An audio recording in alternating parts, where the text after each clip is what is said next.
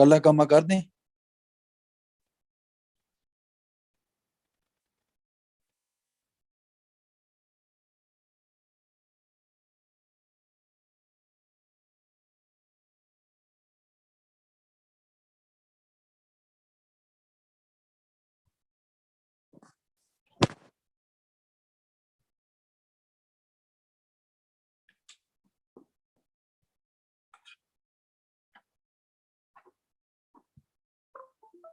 पक्की बात है।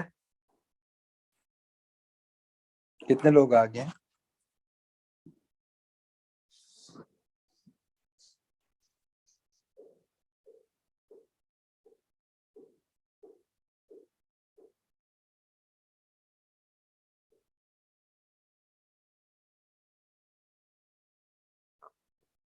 Recording in progress.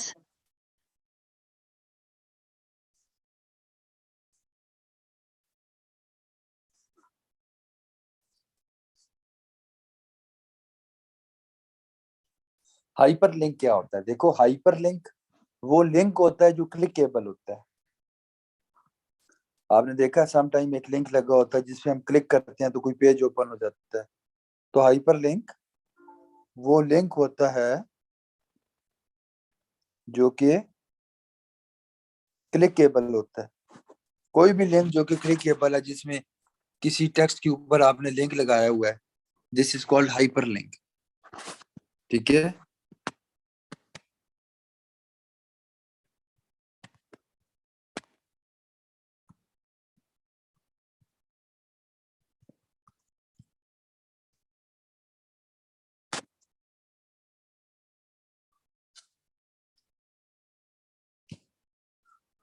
तो वो लिंक, वो टेक्स्ट जिसके ऊपर हम लिंक लगाते हैं, this is called hyper link. ठीक है। और अब हाइपर लिंक तो हाइपर लिंक है। अब अगर आप हाइपर लिंक एक्सटर्नल वेबसाइट का लगा रहे हो, बाहर की किसी और वेबसाइट का लगा रहे हो, तो this is called outbound link.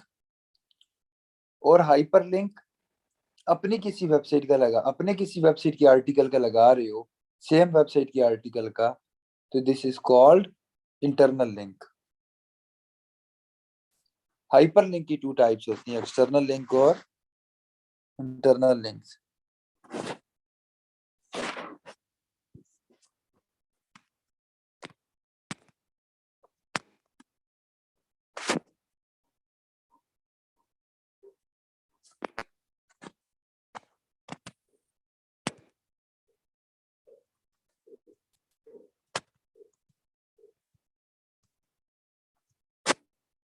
यहां तक सब क्लियर हो गया?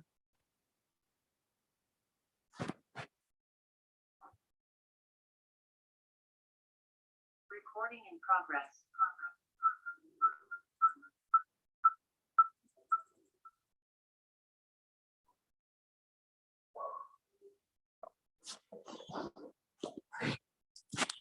एक सेकंड में जरा स्क्रीन शेयर कर लूं आप लोगों से।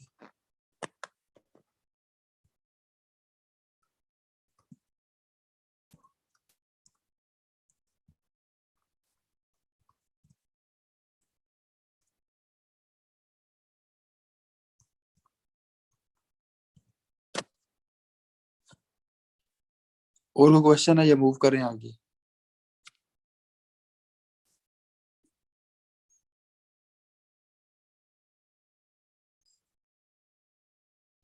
नीलम बोर हो गई हैं। नीलम कह रही है कोर्स सेंड होगा जल्द सर, जल्दी से लास्ट डेट बताएं ताकि मैं गिन गिन के दिन निकालूं। देख ले नीलम, अभी तो कहानी शुरू हुई है और आपको खत्म करने की टेंशन पड़ गई है। अभी तो पार्टी शुरू हुई है। कितना हो गया जी हमारा अरसा लेक्चर्स का?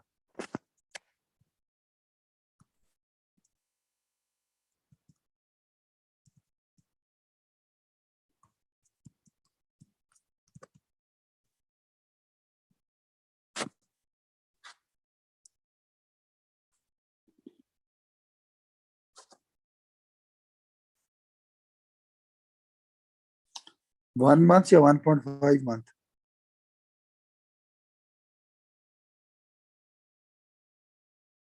मतलब आपके ख्याल में कितने वीक्स हो गए, कब स्टार्ट हुई थी हमारी ट्रेनिंग?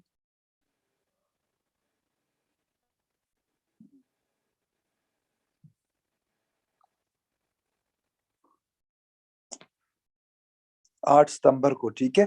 तो 10 अक्टूबर, तो एक महीना हुआ है ना यार। बेटा हाफ नहीं हुआ कोर्स अभी। कोर्स की टेंशन ना लें, कोर्स 6 महीने भी चला सकते हैं हम।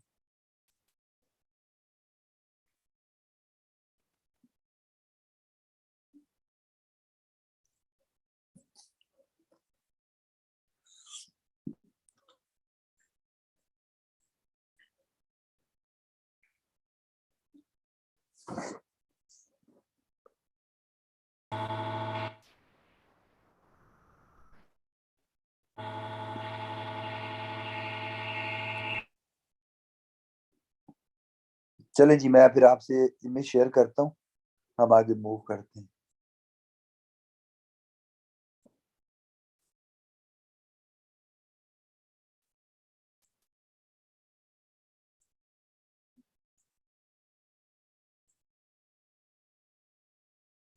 ये क्लोज, ये क्लोज।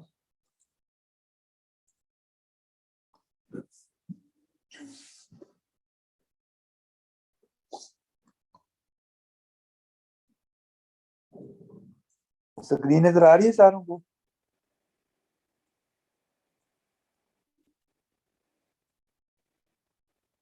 तो अभी आ जाती है। मैंने शेयर ही नहीं की तो नजर कैसे आएगी? कमाल करते हो यार, मैंने शेयर ही नहीं की तो नजर कैसे आएगी?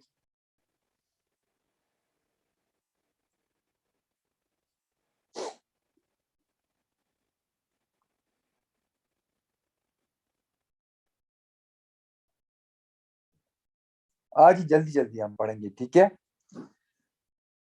आउटबाउंड लिंक्स क्या था, कि आपकी वेबसाइट पे जो लिंक लगा होता है वो किसी एक्सटर्नल वेबसाइट का, किसी बाहर की वेबसाइट का, किसी और वेबसाइट का लिंक होता है, ठीक है।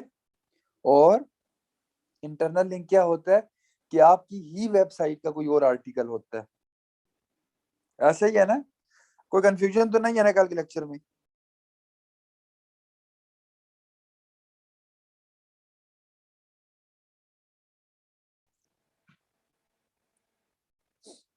चलो गुड हो गया।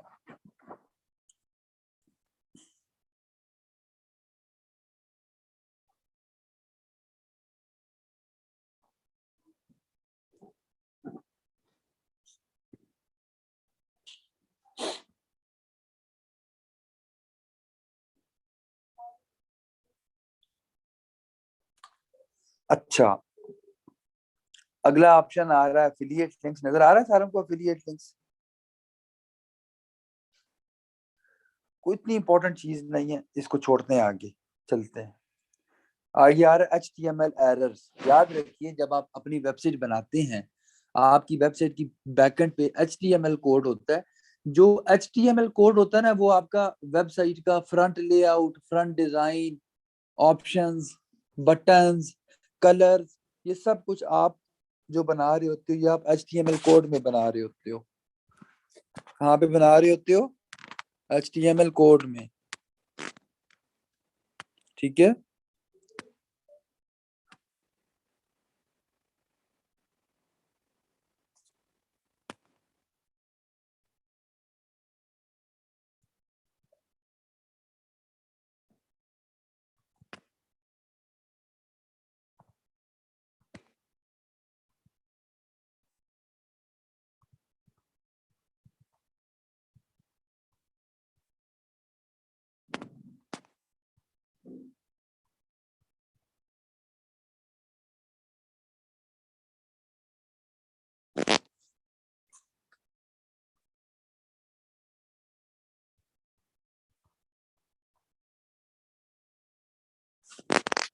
तो आपकी वेबसाइट में HTML कोड एरर्स नहीं होने चाहिए, ठीक है।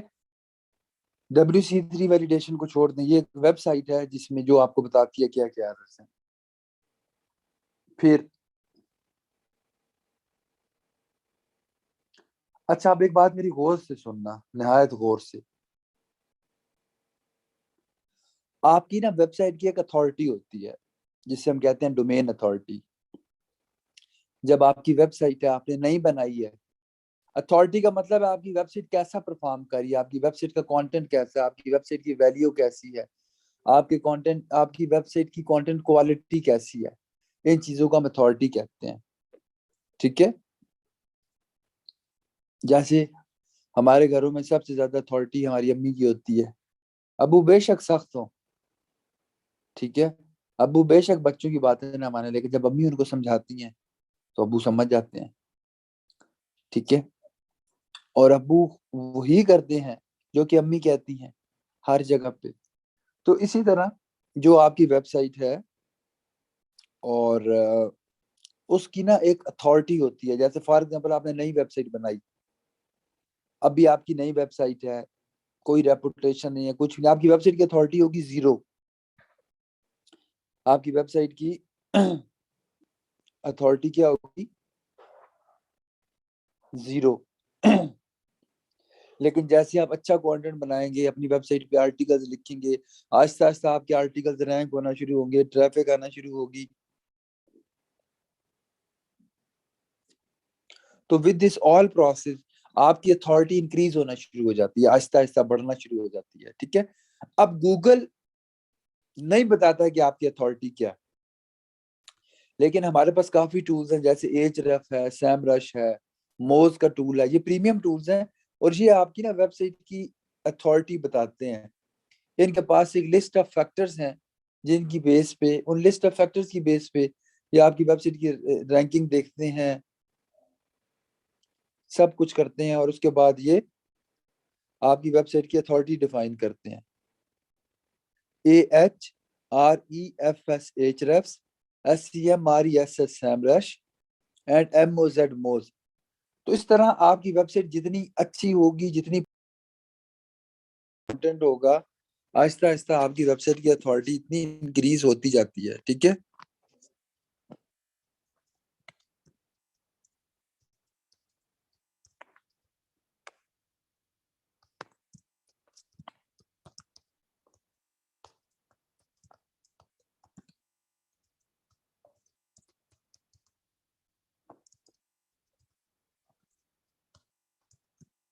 समझ आ रही?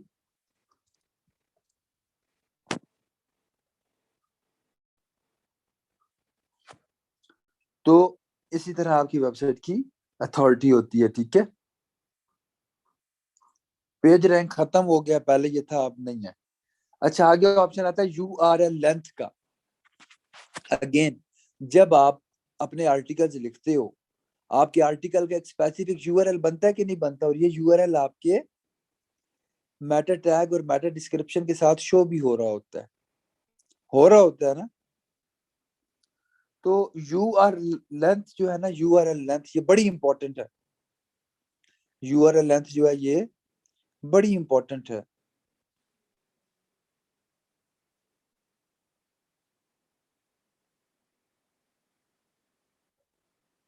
ठीक है, आपकी जो यूआरएल लेंथ है ये बड़ी इंपॉर्टेंट है। इसके बारे में कुछ इंपॉर्टेंट पॉइंट्स है, मैं आपको सजेशन देता हूँ। देखिए, नंबर 1 पॉइंट, आपकी जो यूआरएल लेंथ है ना, वो 5-6 वर्ड से ज्यादा ना हो। 5-6 वर्ड्स की बात कर रहा हूँ, करेक्टर्स की बात नहीं कर रहा। नंबर 1 क्या है? The URL length shouldn't be more than 5 or 6 words, क्योंकि जो लंबा URL होता है ना, तो गूगल पसंद नहीं करता।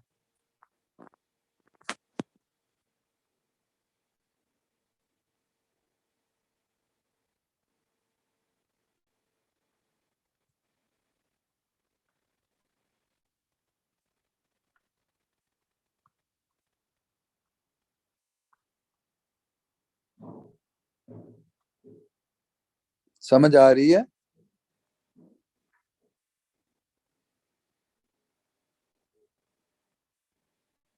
नंबर 1 क्या है कि जो आपका आर्टिकल या का URL है, या जो आपके कंटेंट का URL है, वो कितना होना चाहिए? 5 to 6 वर्ड्स होना चाहिए। इससे ज्यादा होगा तो आपका URL लॉन्ग हो जाएगा, और गूगल को लॉन्ग URL पसंद नहीं है, गूगल इग्नोर कर देता है उनको।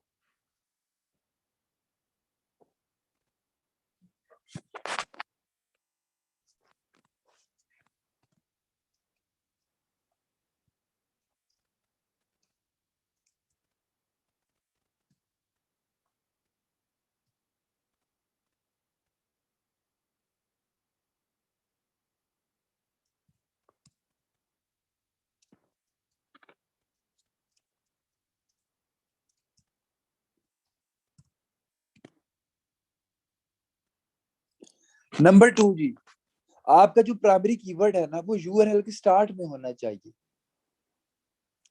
आपकी जो यूआरएल स्ट्रिंग है उसमें आपका प्राइमरी कीवर्ड स्टार्ट में होना चाहिए। नंबर 3, आप यूआरएल में एक दो सेकेंडरी कीवर्ड्स भी यूज कर लो।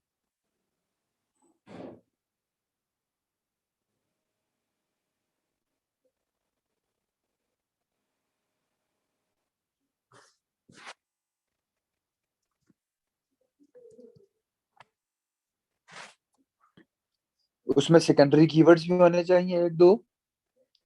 अच्छा, और नंबर 4, हम यूआरएल में स्टॉप वर्ड्स बहुत कम यूज करते हैं। स्टॉप वर्ड्स क्या होते हैं? स्टॉप वर्ड्स होते हैं जैसे कि इज, एम, एट, ऑन, इन, जो मीनिंगफुल वर्ड्स नहीं होते।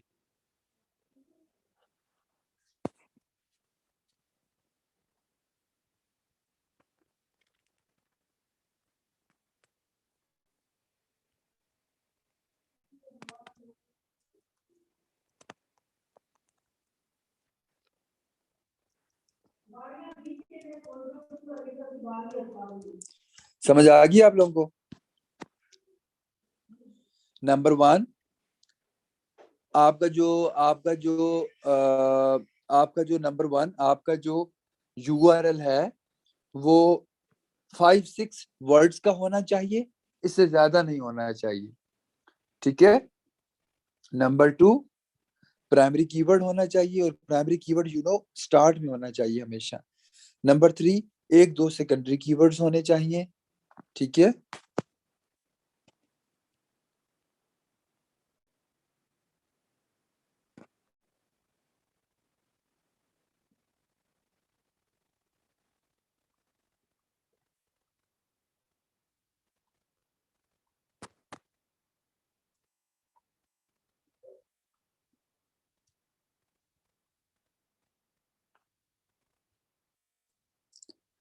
नंबर 3 क्या? एक दो सेकेंडरी कीवर्ड्स होने चाहिए। और नंबर 4 क्या? आप स्टॉप कीवर्ड्स कम यूज करते हो, जैसे इन, एट, ऑफ, वेयर, हाउ। ये जो वर्ड्स होते हैं ना, ये जो वर्ड्स होते हैं, ये इनको कहते हैं स्टॉप वर्ड्स, क्योंकि इनका मीनिंग नहीं होता। समझ आ रही है?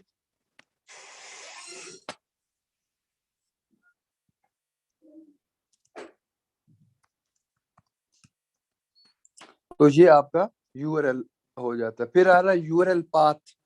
यूआरएल पाथ को यहाँ पे किसी और कॉन्टेक्स्ट में लिखा हुआ, मैं आपको किसी और कॉन्टेक्स्ट में समझाता हूँ कि यूआरएल में जो आप कीवर्ड यूज कर रहे हो ना, वो प्राइमरी और सेकेंडरी कीवर्ड होना चाहिए। सिंपल, मैं आपको किसी और कॉन्टेक्स्ट में बता रहा हूँ, उसको छोड़ें। ठीक है।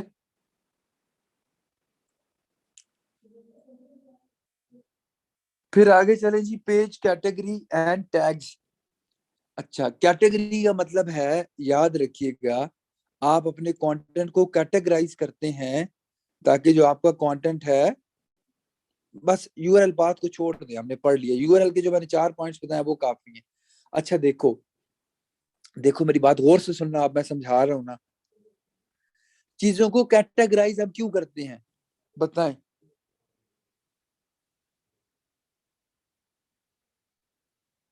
Why do we categorize things in our life?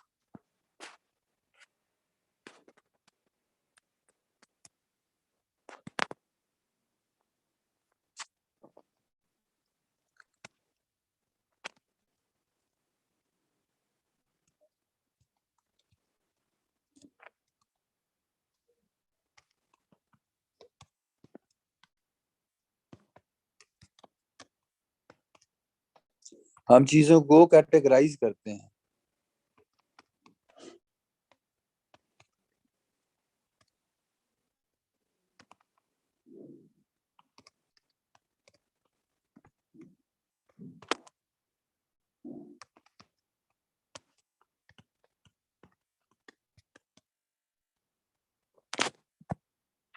क्यों करते हैं चीजों को? हम चीजों को कैटेगराइज करते हैं टू मेक इजी, बिल्कुल आजम, नेविगेशन आसान करने के लिए, चीजों को आसानी से समझने के लिए। जैसे मैं कहता हूँ, इसको कैटेगराइज करो असेंडिंग ऑर्डर में, A to Z करो, अब उनको हासिल करना आसान हो जाएगा, देखना आसान हो जाएगा। ठीक है, समझ आ रही है?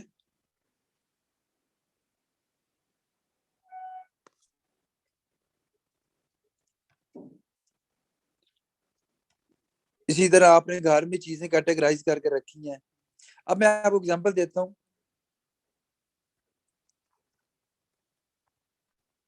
कि आप एक उसमें जाते हैं, आप एक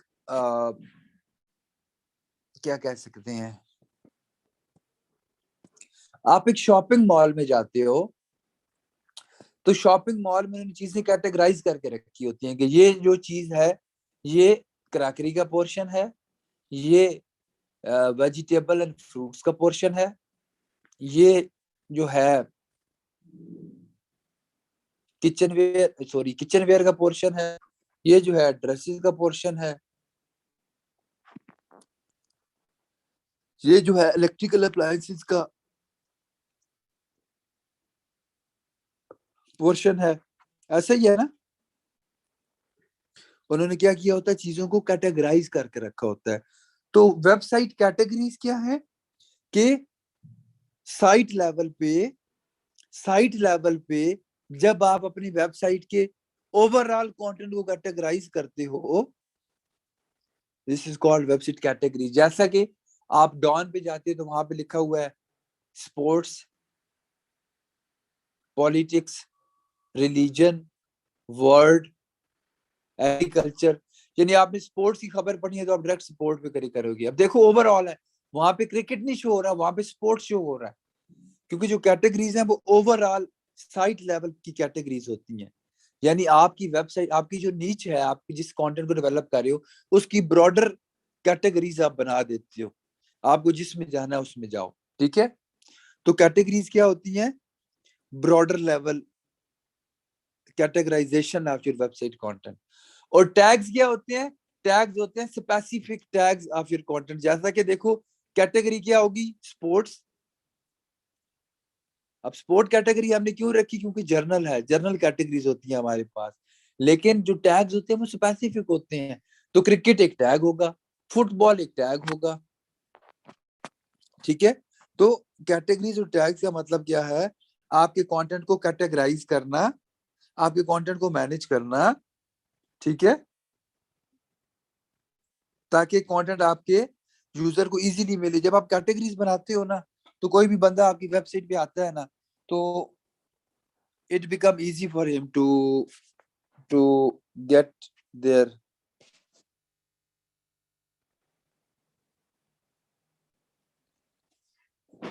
So it become easy for them to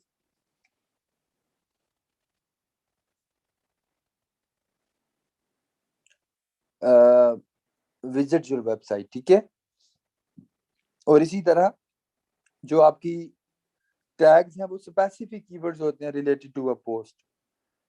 ठीक है, बस अभी सिर्फ इतनी सी चीज माइंड में रखें, ये हम आगे जाके और देखें। कैटेगरीज क्या होती हैं? आप अपने कंटेंट को कैटेगराइज करते हैं ताकि यूजर को जिस पोर्शन पे उसने जाना हो उस पोर्शन पे जाके वो आपका कंटेंट पढ़ ले। ठीक है, देन आ रहा है कीवर्ड इन यूआरएल का। जो आपका गिग का यूआरएल है उसमें सॉरी गिग का कह रहा हूँ, आर्टिकल को जो यूआरएल है उसमें कीवर्ड होना चाहिए। देन आ रहा है यूआरएल स्ट्रिंग। यूआरएल स्ट्रिंग क्या है? कि ऐसा यूआरएल हो, आप स्टॉप कीवर्ड्स ना यूज करें और वो easy to read by Google हो। ठीक है, ये सारी चीजें मैं आपको बता चुका हूँ उस में। देन जी ऑप्शन आ रहा है रेफरेंसेस एंड सोर्सेज। याद रखिएगा, अगर कोई स्पेसिफिक कंटेंट आप किसी वेबसाइट से उठाते हो तो उसको क्रेडिट्स देना बनता है। एक तो देखो जनरल कंटेंट आपने एक वेबसाइट से देखा, आपको समझ लग गया, उसने भी ऐसे लिखा है हुआ है, होता ही ये आप ना दो। लेकिन जब आप कोई स्पेसिफिक इंस्ट्रक्शन या किसी की कोटेशन या किसी की रिसर्च उठाते हो तो फिर आप उसको रेफरेंस देते हो, क्रेडिट्स देते हो आप उस बंदे को। ठीक है, आप उसकी वेबसाइट का लिंक लगा देते हो उसके पीछे।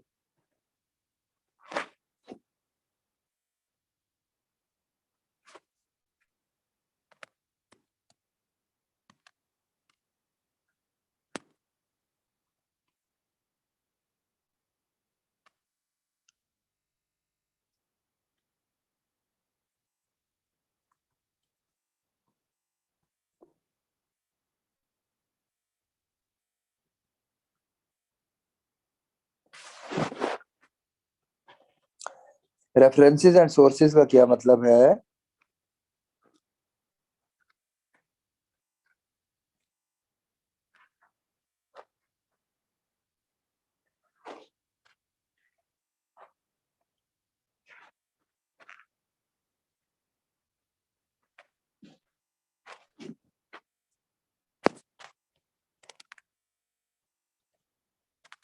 कि अगर आपने, देखो एक तो होता है जनरल कंटेंट, कि मैं गया मैंने गुलनाज की वेबसाइट से पढ़ा, ठीक है, और क्योंकि गुलनाज सो के लेट उठती हैं, और गुलनाज ही थी ना जो भी आगे पूछ रही थी। हाँ, क्योंकि गुलनाज लेट उठती हैं, और क्योंकि गुलनाज लेट उठती हैं, क्लास में लेट आती हैं, इसलिए इन्होंने कंटेंट भी जो है वो ऐसे ही सोए सोए लिख दिया। तो अब इसमें क्रिएटिविटी तो नहीं है। तो लेट्स से मैं गुलनाज की वेबसाइट पे गया, जनरल कंटेंट लिखा हुआ, मैंने उसको देख के आइडिया लेके रीराइट कर दिया, कोई इशू नहीं। लेकिन अगर किसी की स्पेसिफिक रिसर्च है, कोई कोटेशन है, और वो उसी बंदे की ऑनरशिप है, तो फिर हम उसको रेफरेंसेस एंड कोड्स देते हैं, ठीक है। इसी तरह आपके पास बुलेट्स एंड पॉइंट्स आ जाते हैं। तो याद रखिएगा, जब आप कंटेंट के बीच में बुलेट्स यूज करते हैं, बुलेट पॉइंट्स जब आप यूज करते हैं, तो उससे आपके कंटेंट की रीडेबिलिटी ज्यादा होती है, मोर यूजर फ्रेंडली होता है, इजी टू रीड होता है, इजी टू अंडरस्टैंड होता है, ठीक है।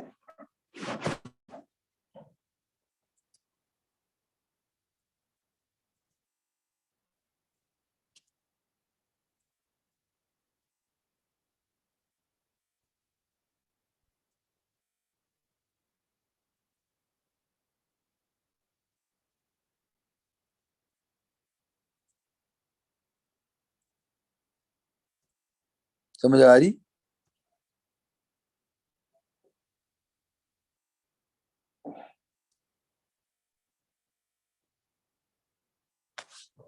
अच्छा, उसके बाद आ रहा है साइट मैप, इसको छोड़ना है बताऊंगा। Too many outbound links, again अगर बहुत ज्यादा आउटबाउंड लिंक्स आप डालोगे, तो इसका मतलब है कि आप पूरी कोशिश कर रहे हो कि जो आपका यूजर है वो आपकी वेबसाइट छोड़ के शरीकों की वेबसाइट पे चला जाए, ठीक है। आप पूरी कोशिश कर रहे हो कि आपका जो यूजर है वो आपकी वेबसाइट छोड़ के दूसरों की वेबसाइट पे चला जाए। तो too many outbound links will affect your ranking, ठीक है।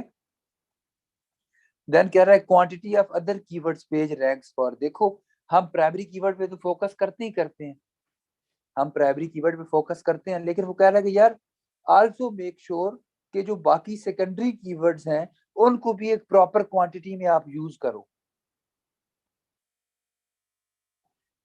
पता है लोगों को ना समझ ही नहीं आती कि अदर कीवर्ड्स क्या होते हैं, अदर कीवर्ड्स कौन से हैं। तो that's why I use the word secondary keywords. Secondary keywords का मैंने इसलिए वर्ड बनाया था ताकि आपको पता चल जाए प्राइमरी के जो मिलते जुलते होते हैं, वरना यहाँ पे समझ ही नहीं लगती। तो यहाँ पे ये सेकेंडरी कीवर्ड्स की बात कर रहा है। तो वो कह रहा है कि आपने जो आर्टिकल लिखा है, मेक श्योर करें कि उस आर्टिकल के बीच में बाकी कीवर्ड्स की प्रॉपर क्वांटिटी में मौजूद हों। देन आ जाता है पेज एज, ठीक है। तो इसमें कोई शक नहीं है कि गूगल प्रेफर करता है फ्रेश कंटेंट को, लेकिन एक पुराना पेज जो रेगुलरली अपडेट होता है वो आउट परफॉर्म कर देता है नए पेज को। बड़ी कमाल की बात लिखी हुई है, fresh content obviously Google like it, लेकिन देखो जब नया कंटेंट आता है ना गूगल पे, it takes time to get index, then it takes time to come in competition, then it takes time to,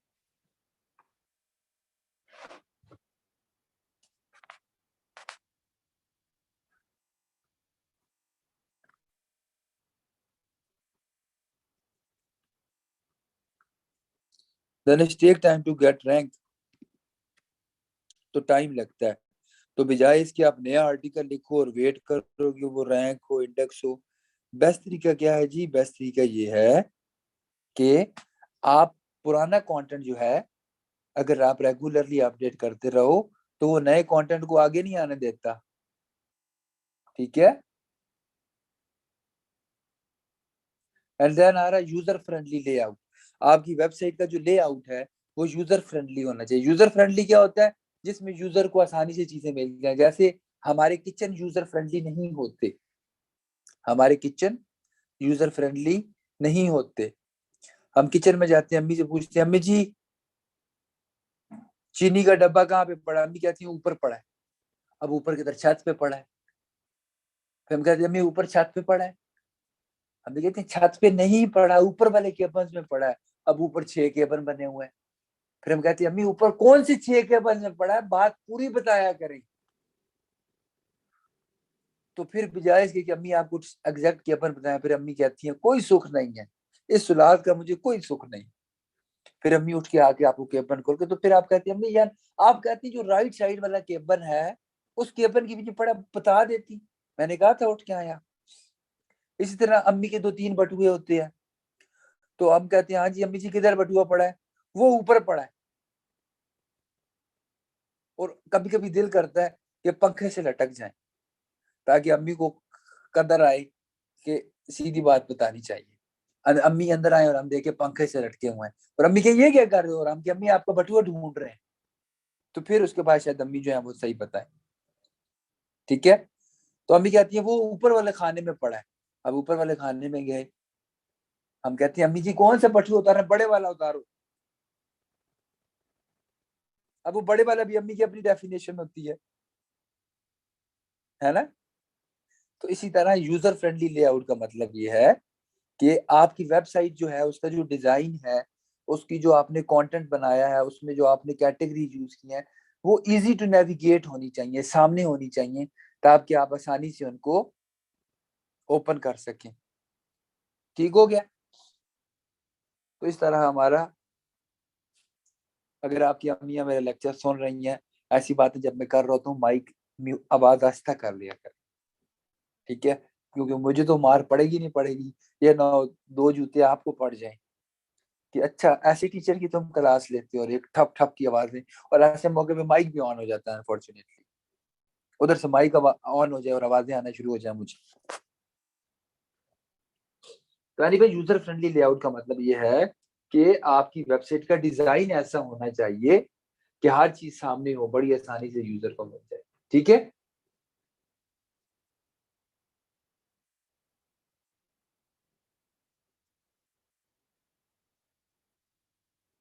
तो ये था जनाबे वाला आज का लेक्चर। और इस तरह हम लोगों ने बहुत अच्छे तरीके से ऑन पेज एसईओ को कंप्लीट कर दिया। और मेरे ख्याल से फिर अब क्विज तो बनता है आप लोगों का, क्या ख्याल है? होना चाहिए कि नहीं? क्यों तबीबा?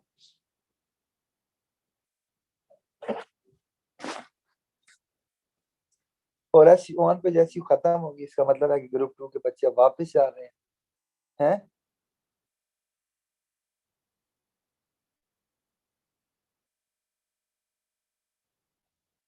अच्छा आज वो कह रही है कि सर आज जैसे प्रेजेंटेशन देते हैं वैसे लेक्चर है ना? उम्मे लैला कह रही है, तो उम्मे लैला उसकी वजह क्या है? देखो, उम्मे लैला उसकी वजह यह है कि आज कोई ऐसी चीज थी जो मैंने आपको नहीं पढ़ाई हो, नहीं पढ़ाई हो, बताएं। जितनी चीजें आज हमने पढ़ी हैं इनकी आइडियाज तो आपको हो चुके हैं ना। मतलब इसमें कोई ऐसी चीज थी जो समझ ना आई हो, बेस डेवलप हो चुकी है ना आपकी, बेस डेवलप हो चुकी है ना ऑन पेज एसईओ की। तो अब हमें क्या जरूरत है इतना टेंशन लेने की? है कोई? वाह माशाल्लाह। इस्लाम, इस्लाम नबी का नाम नोट कर लो। क्या नाम है आपका? C R. जिन बच्चों को ऑर्डर्स आ रहे हैं ना उनके नाम याद रखो जरा, ठीक है? हाँ हाँ उम्मीद लैला, अब इतनी डिटेल्स में जाने की जरूरत नहीं है। गिग यूआरएल के 4 पॉइंट्स बताए हैं कि गिग यूआरएल जो है वो 5-6 वर्ड्स तक होना चाहिए, इससे ज्यादा नहीं होना चाहिए। और प्राइमरी कीवर्ड स्टार्ट में हो, 1-2 सेकेंडरी कीवर्ड्स भी हो, और स्टॉप वर्ड्स ना हो। तो मुझे बताएं, आज जो मैंने लेक्चर दिया है इसमें क्या टेक्निकल था, क्या टेक्निकल था?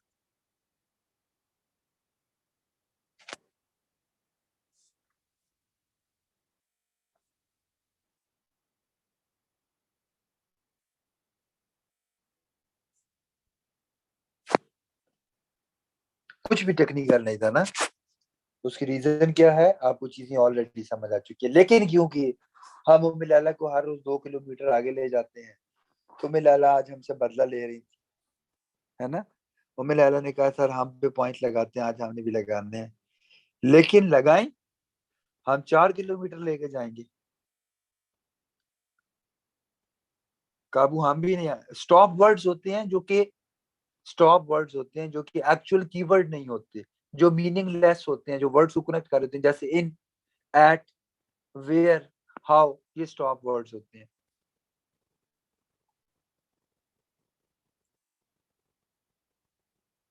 बिल्कुल जी, प्रैक्टिकल भी करवाते हैं। अब मंडे से इंशाल्लाह प्रैक्टिकल शुरू करते हैं। यार देखो, कंसिस्टेंसी जो है ना, मैं आज आपको बड़े मजे की बात बताता हूँ। एक चीज तो आपको समझ आ गई है कि ऑन पे जैसी आपको समझ आती है ना। मुझे अब मेरी बातें जरा गौर से सुनना थोड़ी सी। ऑन पे जैसी समझ आ रही है, आ रही है ना। अच्छा, अब आप भले कंफ्यूज हो, ऑन पे जैसी करेंगे कैसे, इसका फायदा क्या है, दिन में कितनी बार खाते हैं, पानी के साथ लेनी है, दूध के साथ लेनी है, ठीक है, मेहमानों के सामने ऑन पे जैसी खानी है नहीं खानी। अब आपके दिमाग में अजीबो गरीब किस्म के ख्याल आते हैं, क्योंकि हम एक कंफ्यूज नेशन है। हम क्यों कंफ्यूज नेशन है?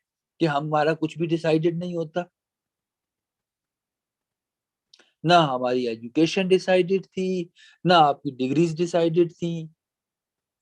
किसी ने कजन को देख के कुछ कर लिया, किसी ने फुफ्फो के बेटे को देख के कुछ कर लिया, ठीक है। Nothing was decided. हमारा कुछ प्लान नहीं होता। अभी भी आप में से काफी लोगों से मैं पूछूं कि what is your future plan, आपका फ्यूचर प्लान क्या है? कि कोई चाचा ताया मामा देखना है जो किसी बड़ी सीट पे हो और वो हमारी जॉब लगवाते। Literally I have seen a lot of people जो कि बड़ी बड़ी यूनिवर्सिटीज में पढ़ रहे हैं, व्हाट दे आर टॉकिंग कि यार कोई मामू होते ना कोई अंकल होते, उनसे हम सिफारिश करवाते। अब मैं इस जॉब में हूँ, literally I want to my family things, तो वो रिश्तेदार, हाँ हमारे बच्चे को करा दो ये, यार मैं क्या प्राइम मिनिस्टर लगा हूँ मैं करा दूं? ठीक है, छोड़े जी नंबर्स। मेरे सामने जो नंबर्स की नाम लेता है ना, मुझे तो कोफ्त होना शुरू हो जाती है। ठीक है, तो हमारा कुछ भी प्लान नहीं होता। चीजें आपको समझ आ रही हैं जी? परमर लिंक को यूआरएल सेम चीज है गुलनाज। देखो, चीज आपको समझ आ रही है, इसका मतलब है दिमाग खुल रहा है। अब हम इसके ऊपर डेमोन्स्ट्रेशन करेंगे, प्रैक्टिस करेंगे। मैं आपको 40%, आपको मैं 60% तक ले जाऊंगा, और बताएं। लेकिन कोई 60% तक कोई ट्रेनिंग में लेके नहीं जा सकता, लेकिन मैं आपको 60% तक ले जाऊंगा। मेहनत करूंगा, कोशिश करूंगा डिलीवर करने की, मैं एफर्ट्स पुट करूंगा, ज्यादा पढ़ा दूंगा, डिटेल में पढ़ाऊंगा, इंशाल्लाह करूंगा। ठीक है, लेकिन देखो 60% के बाद जब तक 40% अपनी एफर्ट पुट नहीं करोगे, कुछ भी नहीं हो सकता। याद रखना, प्रैक्टिस वो इंपॉर्टेंट, प्रैक्टिस वो जो मैं कराऊंगा उससे आपका कॉन्सेप्ट क्लियर होगा, लेकिन प्रैक्टिस वो जो आप करोगे उससे आपका हाथ बैठेगा। ठीक है, इंशाल्लाह मेरी ट्रेनिंग चल रही है, आगे चलने दें। मैं वैसे नहीं कहता कि आप याद करेंगे हमें, समझ आ रही है? उसकी वजह यह है कि आपको नजर आएगा कि आपका टीचर आप पे एफर्ट्स पुट कर रहा है। मैं आपको डिमॉन्स्ट्रेशन करके दूंगा, मैं आपसे प्रैक्टिस करवाऊंगा। आप में से जो बच्चे अपनी वेबसाइट्स बनवाना चाहते हैं, मैं आपको ब्लॉग्स बनवाऊंगा। It's not easy for me being a teacher, लेकिन मैं ये सब कुछ करूंगा ताकि आप लोगों का इंशाल्लाह फायदा हो। ठीक है, लेकिन अगेन मैं एक चीज रिपीट करूंगा, यार मैं हाथ पांव मारूं, मेहनत करूं, कोशिश करूं, मैं आपको 50% 60% से आगे नहीं लेके जा सकता। ठीक है, I will things, I will make things exciting for you, मैं अभी आपको यूट्यूब करवाऊंगा, मैं अभी आपको कोर्सेज का बताऊंगा, मैं आपको वीडियोस एडिट करना सिखाऊंगा, मैं आपको व्लॉग्स बनाना सिखाऊंगा, मैं आपको कोर्सेज बनाना सिखाऊंगा, ठीक है, मैं आपको ऑफ पेज एसईओ सिखाऊंगा, इतना सब कुछ मैं करूंगा। लेकिन अगेन देखो, मेरी एक लिमिट है ना, मैं एक लिमिट तक जा सकता हूँ। अब मेरी हमेशा कोशिश ये होती है कि मैं आपको हर वो चीज दिखाऊं जो कि मैं आपको पढ़ाता हूँ, मैं आपको उसकी प्रैक्टिस करके दिखाऊं।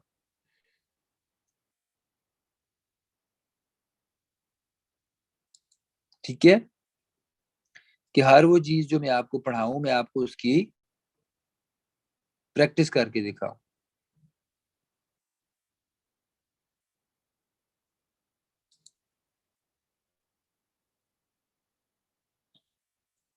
अब आप देखें, कंसिस्टेंसी, मैं आ रहा था कंसिस्टेंसी वाले पॉइंट पे। किस पॉइंट पे? Consistency. Why consistency is important मैं आपको बताता हूँ, और confidence, why confidence is important.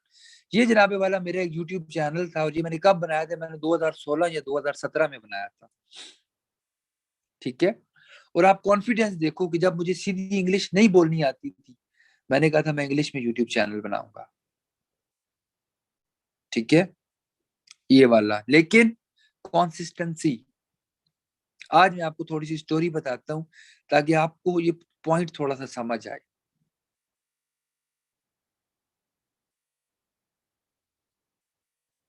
Check करें जी, मेरा 2016 में मैंने ये स्टार्ट किया था। ठीक है, मुझे सीधी इंग्लिश नहीं बोलनी आती, मेरे पास अच्छा माइक नहीं था, मैं ओडो पे काम करता, मैंने ये काम करना शुरू किया इन वीडियोस पे। ठीक है, मेरा चैनल अच्छा चलना शुरू हो गया, लेकिन कंसिस्टेंसी। फिर 1 साल का गैप दे किया, फिर 3 साल का, पूरे साल के गैप के बाद ये वीडियोस डालनी, फिर 3 साल के गैप के बाद ये वीडियोस डालनी, फिर 1 साल हो गया मैंने इस पे कोई कंटेंट नहीं डाला। अब देखो 896 सब्सक्राइबर्स हैं। ये जो फाइवर पर रैंक होने वाली वीडियोस है ना, ये मैंने डाली थी ये। ठीक है, ये मैंने डाली थी, आपने फाइबर गिग को कैसे रैंक करना है, जिसको देख के लोगों ने बनाई। लेकिन मैंने ये चैनल कैसे स्टार्ट किया? कॉन्फिडेंस की बेस पे। मेरे पास कॉन्फिडेंस था, मैंने बनाया, मैंने कहा ऐसी की तैसी अंग्रेजी मेरी अब्बू की जबान थोड़ी है, कमी बेशी होगी तो खैर है। मेरे चैनल ने ग्रो करना शुरू किया, लेकिन मैं कहा मार खा गया? कंसिस्टेंसी में। अगर यहाँ पे मेरी 100 वीडियोस भी होती तो सिचुएशन कुछ और थी। ठीक है, तो आप भले सब कुछ स्टार्ट करो, अगर आप कंसिस्टेंसी से नहीं करते। अब मैं आपको बताता हूँ, देखो मेरा चैनल है, मैं जिस पे काम करना चाह रहा हूँ, but I am not getting time. अगर आप यूं मोहम्मद उस्मान अमान लिखें, क्योंकि मेरे नाम पे है, अगर आप मोहम्मद उस्मान अमान लिखें तो ये देखें, ये वाला चैनल सिर्फ 4 वीडियोस पड़ी हैं, ओनली 4 वीडियोस, सिर्फ 4 वीडियोस। ठीक है, अच्छा, अब ये वीडियो 3 साल पहले डाली, ये 2 साल पहले डाली, 2 साल पहले डाली। ठीक है, 3 साल पहले, 2 साल पहले, और ये 2 मंथ हो गई। अच्छा, मेरा प्लान ये था कि मैं हर एक वीक एक वीडियो बनाऊंगा ऐसी, every week I will make a new video, क्योंकि मेरे पास बेतहाशा कंटेंट, एक्सपीरियंस इतना हो गया, आपके मसले इतना मुझे पता चल गया है, मैं किसी भी टॉपिक पे बात कर सकता हूँ। लेकिन ठीक है, याद रखिएगा, अब मेरे लिए कोई मसला नहीं है यूट्यूब पे 1 लाख सब्सक्राइबर्स लेना, लेकिन मुझे 1 साल लगेगा। 1 साल में मुझे तकरीबन मिनिमम 50 से 60 वीडियोस बनानी पड़ेगी, क्योंकि मुझे पता है आपने टॉपिक कैसे बनाना है, कंटेंट कैसे बनाना है। ठीक है, काम कैसे करना है, मुझे पता है, मुझे सब कुछ पता है। ठीक है, लेकिन देखो मैंने क्या प्लान किया था कि मैं हर वीक एक वीडियो बनाऊंगा। इस वीडियो को बनाए हुए 2 महीने हो गए। It's been 2 months I made this video. ठीक है। अच्छा, अब इस वीडियो में भी आई फेस्ड सम इश्यूज। मुझे पता है कुछ गलतियां हैं, मुझे पता है कुछ गलतियां, एंड यू नो ये इस वीडियो में जो मैंने कंटेंट है, ये मेरा अपना वेल रिटन, मेरा जाती कंटेंट है। ये कोई रियल स्टोरी नहीं है, ये मेरा लिखा हुआ कंटेंट है। अब इशू क्या होता है, देखो, अब सम टाइम जो आपका लिखा हुआ कंटेंट होता है, उसको रिलेटेबल बनाने के लिए, अंडरस्टैंडेबल बनाने के लिए आप एक स्टोरी पिक्चराइज करते हो कि मेरे जानने वाले थे, ये हुआ। बेसिकली जानने वाले होते नहीं है, लेकिन जब हम से बात करते हैं तो वो कंटेंट रिलेटेबल होता है। अगर हम कहें ना कि जी एक फैमिली थी, वो ये था वो था, चीज रिलेटेबल नहीं होती। तो ये एक कंटेंट डिलीवरी का तरीका होता है। अब इसमें देखो, मैंने पहले गलती किया कि मैं दीवार से चिपक के बैठा हूँ। जब मैं दीवार के पास बैठा हूँ तो मेरा शेडो आ रहा है बैक पे। दूसरा, मैं बॉडी लैंग्वेज नहीं प्रॉपर यूज की। तीसरा क्या था, मैं थोड़ा सा चीजों को बेहतर कर सकता था, चीजों को बेहतर बना सकता था, लेकिन पहली एफर्ट थी ना front face video, talking head video, पहली एफर्ट थी ना। अब मैं इसको अपलोड ना करता अगर, तो फिर दूसरी वीडियो भी नहीं बना सकता, तीसरी भी नहीं बना सकता था। तो कमी बेशी हमेशा का इम्प्रूवमेंट का गैप होता है। ठीक है, हमेशा इम्प्रूवमेंट की कमी होती है। अब मुझे पता है मेरी नेक्स्ट वीडियो में ये इश्यूज नहीं होंगे। अब आप देखो कितने सब्सक्राइबर्स हैं, 262। मैं आपको बता रहा हूँ, साल गुजरती हुई समझ में नहीं लगती, यहाँ पे 1 लाख सब्सक्राइबर्स हो सकते हैं। अल्लाह का शुक्र है, अल्लाह ने इतना नॉलेज दिया है, अल्लाह ने इतना कॉन्फिडेंस दिया है। और बात यह है कि मेरे स्टूडेंट्स इतने हैं अल्हम्दुलिल्लाह पूरे पाकिस्तान में, और स्टूडेंट्स अच्छे हैं, मेरे रिलेशन अच्छा है, स्टूडेंट्स प्यार करते हैं मुझसे, और स्टूडेंट चाहते हैं। आप इमेजिन भी नहीं कर सकते कि हर रोज मैं जब इनबॉक्स देता हूँ तो मुझे कितने मैसेजेस आए पड़े होते हैं कि सर, जिस तरीके से आपने चीजों को एलेबोरेट करके हमें पढ़ाया था ना, हमें इंटरनेट पे वैसे नहीं मिल रही। आप काइंडली अपना कंटेंट बनाएं, we are waiting for that content, people want my content. यहाँ पे 1 लाख सब्सक्राइबर्स हो सकते हैं, और 1 लाख सब्सक्राइबर्स का मतलब पता है क्या, आप एक ब्रांड बन जाते हो। अपॉर्चुनिटीज खुद आपके पास चल के आती हैं, आप पे नई अपॉर्चुनिटीज के दरवाजे। लेकिन मैं कहाँ लैग कर रहा हूँ, कॉन्सिस्टेंसी। 2 महीनों में एक वीडियो नहीं बनाई, हर हफ्ते में एक वीडियो मैं बना सकता हूँ। ठीक है, तो कॉन्सिस्टेंसी, कॉन्सिस्टेंसी एंड कॉन्सिस्टेंसी। आप एक हफ्ता काम नहीं कर सके, कोई मसला नहीं, 2 हफ्ते काम नहीं कर सके, चीज को मत छोड़ो यार, स्टिक विद योर थिंग। फिर आप देखो, बच्चे कहते हैं सर हमें शो का व्लॉग्स बनाने का, सिर्फ बच्चों को दिखाने के लिए व्लॉग्स कैसे बनते हैं। मैंने 2 व्लॉग्स बनाए, मैंने 2 व्लॉग्स बनाए सिर्फ अपने बच्चों को बताने के लिए कि यार बच्चे ये नहीं कहेंगे सर हमें मारते हैं, सारों कुछ पता नहीं है। मैंने बनाए, अच्छे बने बुरे बने, आप सीखते हो ना with the passage of time, life में आप सीखते हो। मैंने ये 2 व्लॉग्स बनाए। ठीक है, फिर मैंने बच्चों को बताया कि यार वायरल वीडियोस जो होती हैं वो उठाया करो, मैंने ये बनाया। फिर पर्सनल कंटेंट की मैं बात करता हूँ, अपना कंटेंट सामने लाओ, ब्रांड बनो, मैं ये कंटेंट बनाया मैंने, देख रहे हो। तो पहली बात तो ये कि यार एवरीथिंग इज पॉसिबल, दुनिया में कुछ मुश्किल नहीं है। ऐसे ऐसे चवल लोग यूट्यूबर्स बन के बैठे हैं, कंटेंट बना रहे हैं कि आप इमेजिन नहीं कर सकते। लेकिन एक चीज ध्यान में रखना कि आपका कंटेंट आपकी पहचान बनता है। आप जैसा कंटेंट बनाओगे वैसे लोग आपको फॉलो करेंगे। लाहौर में जो आयशा अकरम के साथ इश्यू हुआ था, हम उस पर नहीं बात करेंगे वो ठीक था या गलत था, मैं ये बात नहीं करूंगा। लेकिन मैं एक बात जरूर करूंगा कि वो जैसा कंटेंट बनाती थी ना, उसके वैसे ही फॉलोवर्स निकले। अगर वहां पर कासिम अली शाह साहब खड़े होते, अगर वहां पर तारिक जमील साहब खड़े होते, अगर वहां पर रजा साकिब मुस्तफाई साहब खड़े होते, या कोई और वेल रिप्यूटेड बंदा वहां पे जाता, तो क्या वहां पे जो उनको मिलने ऑडियंस आती वो भी ऐसी होती। तो याद रखिएगा, आपका कंटेंट आपकी पहचान बनता है, और आप जैसा कंटेंट बनाते हो वैसी ही आपकी फॉलोवरशिप होती है। नंबर 1 चीज तो अच्छे लोग अच्छा कंटेंट बनाओ ताकि अच्छी फॉलोवरशिप हो। नंबर 2, याद रखिएगा, जिंदगी का कुछ पता नहीं है मेरे मेरे दोस्तों, जिंदगी का कुछ पता नहीं है। ठीक है, जिंदगी की सबसे बड़ी हकीकत जो है ना वो मौत है। मैं जब बैठ के सोच रहा होता हूँ ना कि मैं ये